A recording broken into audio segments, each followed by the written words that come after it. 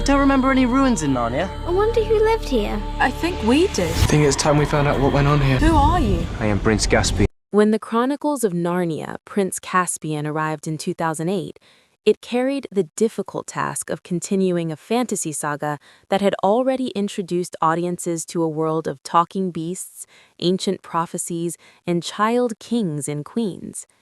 Directed once again by Andrew Adamson, the film shifts the tone of the series into darker, more mature territory, expanding both the emotional weight and the scale of the conflict. While the first adventure embraced the wonder of discovery, this chapter is about return, displacement, and the painful realization that time does not wait for anyone, not even legendary rulers. The story begins not in Narnia, but in wartime England, grounding the Pevensie children in a reality that feels increasingly small compared to the kingdom they once ruled.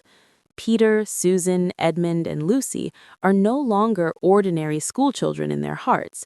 They carry memories of crowns and councils, of battles fought and won. Yet, to the rest of the world, they are simply teenagers trying to fit back into a life that no longer seems to belong to them. That emotional disconnect becomes the foundation of the film's central theme. What happens when heroes are forced back into obscurity? Their return to Narnia is sudden and mysterious. Pulled once more into the magical realm, they expect familiarity, perhaps even a continuation of the golden age they once presided over. Instead, they find ruins. Cair Paravel lies broken and overgrown, swallowed by centuries of silence. In Narnian time, 1,300 years have passed. The world they knew has faded into legend. The talking beasts are hunted. The Old Narnians live in hiding. The Telmarines, a conquering human race, now dominate the land. At the center of this upheaval stands Prince Caspian, played with intensity and quiet vulnerability by Ben Barnes. Caspian is not a tyrant, but a reluctant heir who discovers that his uncle, King Miraz, has murdered his father and seized the throne. Raised among Telmarines, yet drawn to the stories of Old Narnia, Caspian becomes the unlikely bridge between two worlds. When his life is threatened after Miraz's newborn son secures the succession, Caspian flees and eventually calls upon the ancient magic of Narnia, summoning the Pevensies back through the power of Susan's horn. The film carefully balances its dual protagonists. On one side is Caspian, a young man learning leadership under fire. On the other is Peter, portrayed by William Moseley, who struggles with the loss of authority.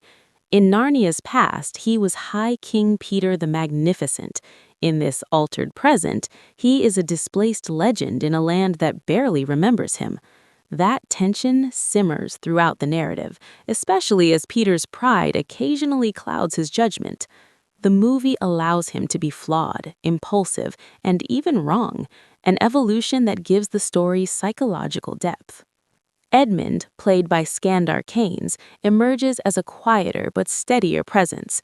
Having once betrayed his siblings in their first adventure, Edmund now carries a humility that contrasts sharply with Peter's frustration.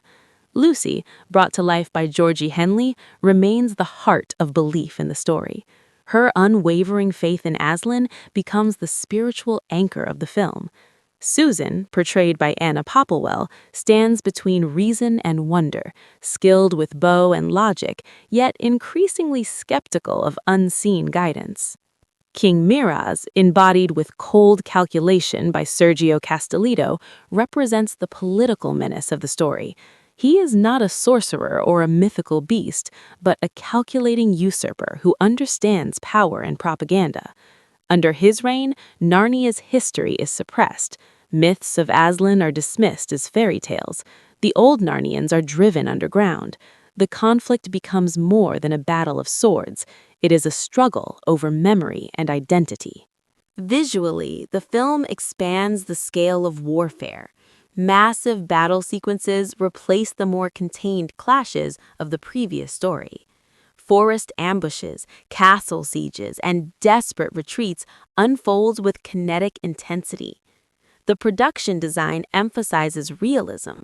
Armor clanks with weight, swords strike with brutal force, and the landscapes feel lived in rather than enchanted.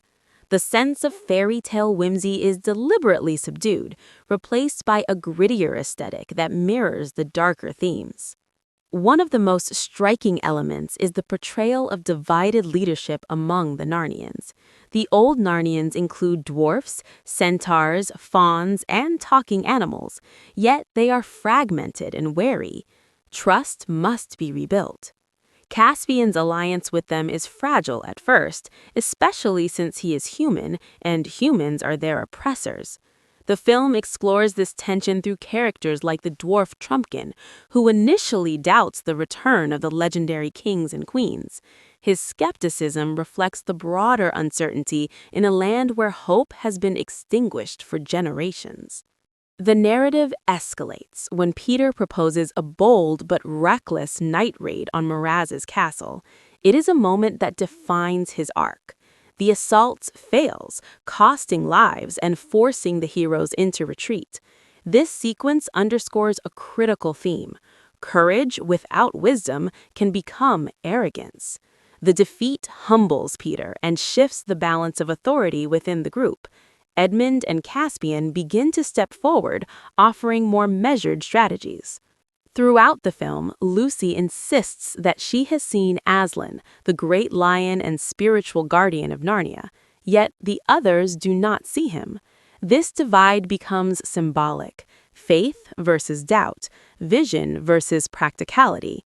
The longer they ignore Lucy's certainty, the further they drift from the path that might save them.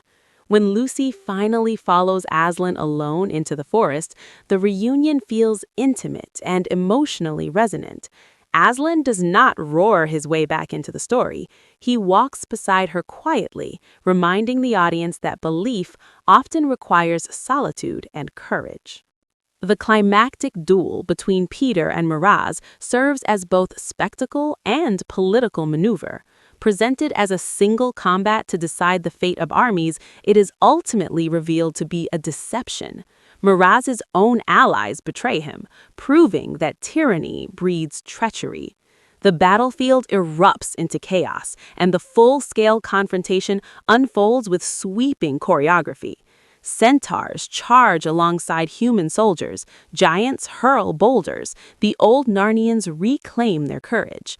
When Aslan finally enters openly, his presence shifts the tide, not through brute force, but through moral authority.